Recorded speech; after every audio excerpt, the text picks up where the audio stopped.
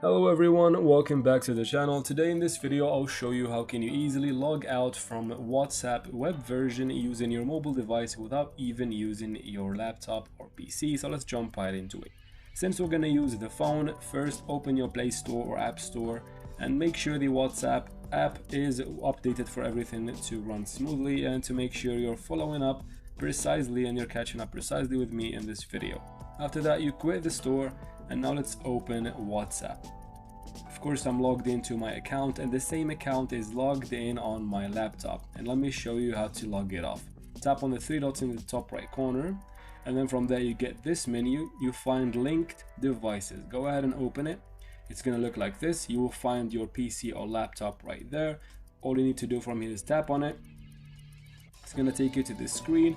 If you change your mind and you want to only edit some stuff here, you can tap on the pen in the top right corner, change the name and some stuff here. If you only want to log it off, it's going to be very easy. Just ignore all of these settings and tap on log out.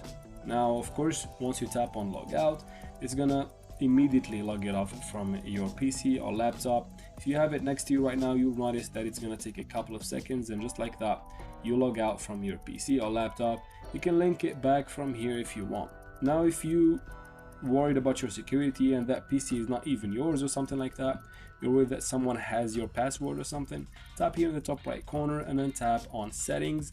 From here you can go to privacy or open privacy first. You can scroll down here until you find something that says advanced. Now you can tweak and use some of these settings to secure your account and make sure no one logs in and basically no one links your account with their device, just like that.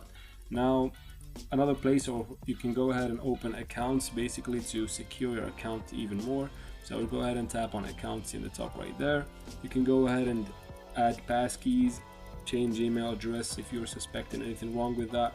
Again, two-step authentication can be really useful, and of course security notifications. And that's it for this video, guys. I hope it was useful. If it was, please like and comment down below. Don't forget to subscribe for future videos like this one, and as always, thank you very much for watching and see you in future videos.